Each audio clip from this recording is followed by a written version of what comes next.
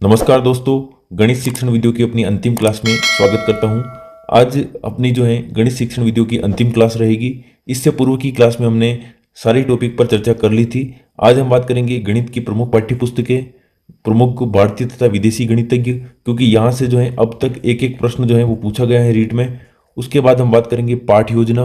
पाठ योजना में हर्बर्ट की पाठ योजना, उसके अलावा चक्रीय उपागम जो है आपके मॉरिसन का, उसके अलावा इकाई पाठ योजना, दैनिक पाठ योजना, वार्षिक पाठ योजना। फिर हम बात करेंगे अभ्यास कार्य के ऊपर कि गणित में अभ्यास कार्य व क्रियात्मक गणित का क्या महत्व है, और अंत में हम बात करेंगे निदानात्मक एवं उपचारात्मक शिक्षण पर। तो ये अपनी क्लास जो है काफ़ी इंपॉर्टेंट रहेगी। कम से कम यहाँ से 3 प्रश्न आपको पूछे जाने की संभावना रहती है। तो देखिए, हम बात करते हैं अपनी क्लास की ओर। अब देखिए, शिक्षण वीडियो की अपनी यूट्यूब पर जो है इसी चैनल पर अपनी प्लेलिस्ट बना रखी है। उसके अंतर्गत हिंदी की शिक्षण विधियाँ कंप्लीट हो चुकी हैं, गणित की भी आज अंतिम क्लास है, और संस्कृत की शिक्षण विधियाँ जो है हमने चालू कर दी हैं, और 3-4 दिन में हम कंप्लीट करवा देंगे। और आपको कहीं और से अन्य जगह से पढ़ने की आवश्यकता नहीं है, क्योंकि जिन बच्चों ने पढ़ रखा है उनको पता है कि कंटेंट यहाँ पर जो मिलता है वो 100% ऑथेंटिक मिलता है और 100% एग्जाम ओरिएंटेड मिलता है। तो आपको किसी अन्य सोर्स से भी पढ़ने की आवश्यकता नहीं रहेगी।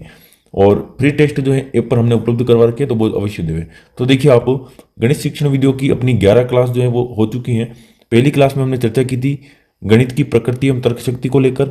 फिर हमने बात की थी पाठ्यक्रम में गणित की महत्ता। तो देखिए, आप 12,000 स्टूडेंट जो हैं इन्होंने अपनी क्लास को देखा था, पहली क्लास को। ठीक है, तो आप भी जो है अभी तक आपने नहीं देखा है तो प्लेलिस्ट में समय रहते आप अवश्य देख लें।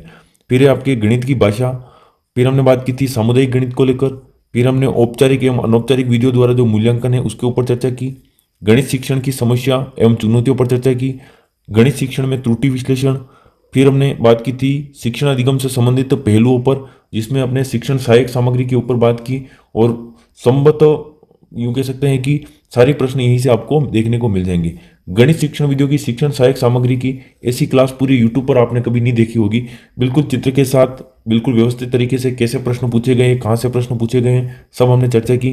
फिर हमने बात की गणित की शिक्षण विधियों में आगमन विधि, निगमन विधि, संश्लेषण विधि, विश्लेषण विधि, प्रयोगात्मक विधि, समस्या समाधान विधि, अनुसंधान विधि और प्रायोजना विधि। फिर हमने व्याख्यान विधि और खेल की जो विधियाँ थी, डोल्टन वगैरह, जहाँ से प्रश्न पूछे गए थे, उनके ऊपर हमने चर्चा की। और फिर सेकंड लास्ट जो क्लास थी अपनी, क्लास नंबर 11, उसमें हमने बात की थी शिक्षण उद्देश्यों का वर्गीकरण। क्योंकि ब्लूम का जो शिक्षण उद्देश्यों का वर्गीकरण है, वहाँ से सामाजिक हो, गणित हो, विज्ञान हो, पर्यावरण हो, सब जगह जो है प्रश्न वहाँ से पूछे गए हैं। कैसे प्रश्न पूछे गए, क्या प्रश्न थे, सब हमने चर्चा की। अब आज की अपनी अंतिम क्लास की तरफ हम बढ़ते हैं। तो सबसे पहले हम बात करेंगे गणित की प्रमुख पाठ्य पुस्तकें और प्रमुख गणितज्ञों को लेकर। पहले बिंदु जिस पर हम चर्चा करेंगे वो है गणित की प्रमुख पाठ्य पुस्तकें और उनके लेखक या रचयिता। सबसे पहली पुस्तक आती है गणित सार संग्रह, जो कि आपके रीट 2022 लेवल 2 शिफ्ट 2 में पूछा गया प्रश्न है कि गणित सार संग्रह पुस्तक के रचयिता कौन है। तो वो है महावीराचार्य। महावीराचार्य एक प्राचीन भारतीय गणितज्ञ थे, महान गणितज्ञ थे, जिन्होंने जो है गणित सार संग्रह पुस्तक की रचना की। दूसरा है आपकी आर्यभट्ट प्रथम की पुस्तक आर्यभट्टीय तथा आर्यभट्ट सिद्धांत। इनकी रचना आर्यभट्ट प्रथम द्वारा की गई। ये इंपॉर्टेंट है आपके वैदिक गणित वाला, क्योंकि ये नया टॉपिक अभी आपके रीट में जुड़ा भी है। तो वैदिक गणित के बारे में आपको जानकारी होनी चाहिए कि वैदिक गणित जो है उसके रचयिता कौन है। वो है स्वामी भारती कृष्ण तीर्थ। ठीक है, फिर हम देखेंगे रामानुजन अटकल। रामानुजन अटकल इसलिए इंपॉर्टेंट है क्योंकि श्रीनिवास रामानुजन जो है उन्हीं के जन्म दिवस के उपलक्ष्य में गणित दिवस जो है 22 दिसंबर को मनाया जाता है। और हार्डी रामानुजन संख्या है 1729, 1729, क्योंकि यह एकमात्र ऐसी संख्या है जिसको दो संख्याओं के घन के योग के रूप में लिखा जा सकता है। पहला है आपके 12 के घन के रूप में प्लस 1 के घन के, जैसे 1728 होगी आपके 12 का घन और 1 का घन हो गया आपके 1, तो आपके हो गए 1729। ठीक है, तो ये आपके हार्डी रामानुजन संख्या भी आपको ध्यान रखनी है। तो ये चारों तो हमने बात कर ली। आगे हम बात करेंगे, देखिए संख्या सिद्धांत जो है वो भी किसने दी थी, श्रीनिवास रामानुजन ने। अगला है आपके भास्करीय तथा लघु भास्करीय। इनके रचयिता हैं भास्कराचार्य प्रथम, लेकिन इनसे ज़्यादा इंपॉर्टेंट है आपके सिद्धांत शिरोमणि और लीलावती। ये आपके इसके रचयिता हैं भास्कराचार्य द्वितीय। भास्कराचार्य द्वितीय जो हैं उनकी रचनाएं काफ़ी इंपॉर्टेंट है। सिद्धांत शिरोमणि और लीलावती सेकंड ग्रेड में ये प्रश्न पूछा गया है। ब्रह्म स्फुट सिद्धांत, इसके कौन है, तो वो है आपके ब्रह्मगुप्त। और अंत में यहाँ आपके गणित कौमुदी। गणित कौमुदी जो है आपके नारायण पंडित द्वारा लिखित पुस्तक है। तो ये हमने बात की है। देखिए, पुस्तक लिखे, ग्रंथ लिखे या कोई भी रचना लिखे, तो इन 8 या 9 रचनाएं जो हमने चर्चा की हैं, यहाँ से प्रश्न पूछे जाने की सर्वाधिक संभावना रहती है। और एक प्रश्न कौन सा पूछा गया था वो भी हमने चर्चा कर ली। अब हम देख रहे हैं कि प्रमुख गणितज्ञ कौन कौन से। तो प्रमुख गणितज्ञ को हम 2 भागों में बांट कर पढ़ेंगे। पहला है आपके भारतीय गणितज्ञ, दूसरा है आपके विदेशी गणितज्ञ। पहले गणितज्ञ हैं आपके भारतीय, तो वो देखिए आप, आर्यभट्ट जो है इनको भारतीय गणितज्ञ या भारतीय गणित के जो है जनक माना जाता है। इन्होंने शून्य का आविष्कार किया। इन्होंने किसका आविष्कार किया था? शून्य का आविष्कार किया था आर्यभट्ट ने। फिर आपके वराहमिहिर, केवल ये नाम आपको पता होना चाहिए, क्योंकि यहाँ से प्रश्न ऐसा ही पूछा जाएगा कि निम्न में से कौन सा भारतीय गणितज्ञ है या निम्न में से कौन सा भारतीय गणितज्ञ नहीं है, यानी कि विदेशी गणितज्ञ। तो वराहमिहिर हो गया, ब्रह्मगुप्त, भास्कराचार्य प्रथम, भास्कराचार्य द्वितीय। तो वैसे आपको नाम से पता लग जाएगा कि कौन कौन से अपने भारत में जो नाम लिए जाते हैं अक्सर, या नाम रखे जाते हैं। जैसे महावीर हो गया, श्रीनिवास रामानुजन हो गया, तो महावीराचार्य, सत्येंद्रनाथ बोस, बोधायन, श्रीधराचार्य, नारायण पंडित, स्वामी भारती कृष्ण तीर्थ, और एक है आपके शकुंतला देवी। शकुंतला देवी ये आपके लिए इसलिए इंपॉर्टेंट है क्योंकि एक महिला गणितज्ञ थी। महिला गणितज्ञ थी और गणना करने में बहुत ही तीव्र गति से इन्होंने गणना की थी, इसलिए इनको याद किया जाता है। तो शकुंतला देवी महान महिला गणितज्ञ हैं। उसके अलावा एक नाम आपको याद रखना है, बोधायन। ये आपको कहीं ना कहीं कंफ्यूज कर सकता है कि विदेशी है या अपने भारतीय हैं, तो ये नाम आप जरूर ध्यान रखिएगा, ये अपने भारतीय हैं। और एक है आपके वराहमिहिर, ठीक है। फिर हम देखेंगे विदेशी गणितज्ञ। विदेशी गणितज्ञ के अंतर्गत आपके हैं यूक्लिड, जिनको ज्यामिति के पिता कहा जाता है। दूसरा है आपके आर्किमिडीज, जिनको कई जगह गणित के पिता कहा जाता है। फिर है आपके अरस्तु, जो कि एक यूनानी दार्शनिक थे। फिर है आपके हैं Ptolemy, Thales of millets, Thales of millets यानी थेल्स प्रमेय जिन्होंने दी थी। एक है आपके हिप्पार्कस, हिप्पार्कस जो हैं वो आपके त्रिकोणमिति के जनक कहे जाते हैं, ये भी विदेशी थे। और एक इंपॉर्टेंट है आपके पाइथागोरस। पाइथागोरस प्रमेय जो आप पढ़ते हैं, वो पाइथागोरस एक विदेशी गणितज्ञ थे। रीट 2022 लेवल 2 शिफ्ट 4 में यही प्रश्न पूछा गया था, निम्न में से कौन से भारतीय गणितज्ञ नहीं है। तो देखिए, आर्यभट्ट नाम दिया गया था, ब्रह्मगुप्त दिया गया था, और श्रीनिवास रामानुजन। तो ये तीनों भारतीय थे, और पाइथागोरस जो है आपके भारतीय गणितज्ञ नहीं थे। तो इस प्रकार से आपके लिए काफ़ी उपयोगी रहेगा कि भारतीय और विदेशी गणितज्ञ के नाम आप एक बार देख कर जाएं। और अगर आपने ये क्लास देख ली है तो आपके गलत नहीं होगा। फिर हमने पाठ्यपुस्तक के बारे में भी चर्चा कर ली। अब हम आगे बात करने वाले हैं कि क्रियात्मक गणित क्या होती हैं। और क्रियात्मक गणित हालांकि अब अपने सिलेबस में नहीं है, लेकिन इसके बारे में अपने को जानकारी होना आवश्यक है, ताकि आपका कोई भी प्रश्न अगर पूछ भी ले तो भी आपके गलत न हो। तो देखिए, क्रियात्मक गणित का मतलब होता है एक प्रैक्टिकली जो मैथमेटिक्स जो होती है उसको कहते हैं, प्रैक्टिकली जो मैथमेटिक्स होती है उसको कहते हैं क्रियात्मक गणित। यानी कि अपने व्यवहारिक रूप में जो ज्ञान दिया जाता है। इसके अंतर्गत मैं आपको एक सामान्य सी बात के द्वारा बताना चाहूँगा कि जैसे आपके विद्यालय में आपने देखे होंगे ABL किट के अंतर्गत तो मनोरंजनात्मक वाले जो आपके रुपये जो आती है, करेंसी जो आती है, इंडियन करेंसी, उनके नोट होते हैं। अब आप बच्चे को क्या कर रहे हो, किसी जैसे कोई अपने मोबाइल है या कोई भी एक विषय, मतलब कोई भी वस्तु आप कक्षा में लेकर जाइए, और अगर अध्यापक जो है उसका मूल्य बता रहा है और बालक जो है उन रुपयों को गिनकर आपसे वो सामग्री खरीद रहा है, तो एक ऐसी प्रैक्टिकली गतिविधि करवाएं, ताकि बच्चे को जो है अपने व्यवहारिक जीवन में इन पैसों का कैसे उपयोग करना है, क्या इनका मूल्य है, किस प्रकार से लेन देन होती है। इससे क्या होता है कि बालक में प्रत्यक्ष अनुभव होता है, स्वयं करके सीखने का अनुभव होता है, और अवधारणाओं का क्या होता है, स्पष्ट और स्थायी ज्ञान होता है, क्योंकि वो क्रियात्मक रूप से उसको सीखता है। इसलिए रीट 2015 लेवल 2 में प्रश्न पूछा गया था कि क्रियात्मक गणित क्या है। तो इसमें क्या है विशेषताएं, प्रत्यक्ष अनुभव मिलता है, स्वयं करके सीखने का अवसर मिलता है, और अवधारणाओं का स्पष्ट एवं स्थायी ज्ञान होता है। दूसरा देखिए आप, चित्रकला में सर्वाधिक सहायक, मतलब किस विषय का ज्ञान चित्रकला में सर्वाधिक सहायक होता है, तो रेखा गणित का ज्ञान। क्योंकि रेखा गणित के अंतर्गत आपको जो कोण पढ़ाई जाती हैं, रेखाएं पढ़ाई जाती हैं, आकृतियां पढ़ाई जाती हैं, उनके माध्यम से आपको क्या होता है, चित्रकला में सर्वाधिक सहायता मिलती है। तो चित्रकला में सर्वाधिक सहायक क्या हो गया, आपके रेखा गणित का ज्ञान। अंक गणित और की तुलना में रेखा गणित का ज्ञान जो है चित्रकला में अधिक उपयोगी है।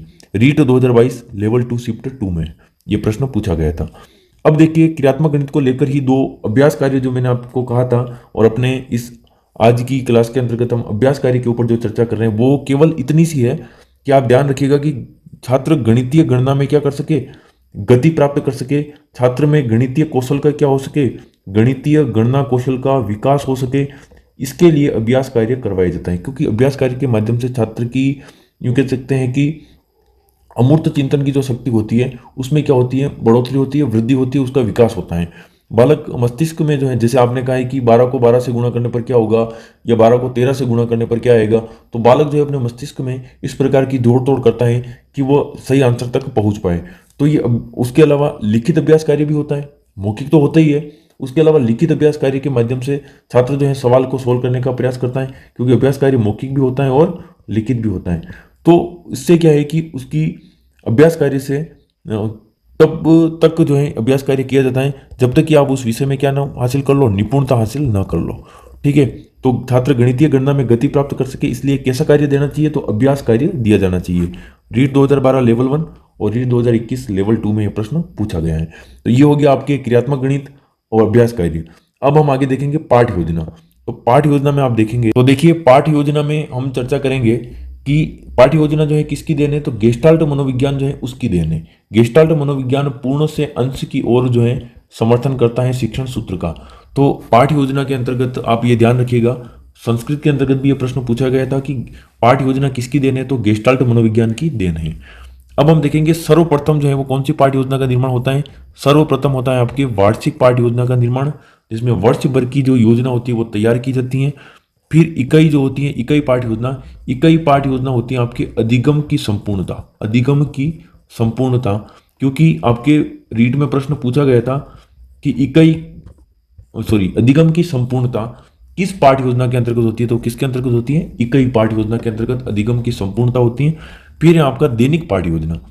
इकाई पाठ्य योजना में क्या होता है, जो पाठ जिन पाठों की प्रकृति एक जैसी होती है उन पाठों को एक साथ करके यूं कह सकते हैं कि योजना तैयार की जाती है। दैनिक पाठ्य योजना में लेसन प्लान जो आप देते हैं वही आपके दैनिक पाठ्य योजना है। अब हम बात करेंगे, देखिए दैनिक पाठ्य योजना के अंतर्गत सर्वाधिक अगर प्रचलित है तो वो है आपके हर्बर्ट की पाठ्य योजना।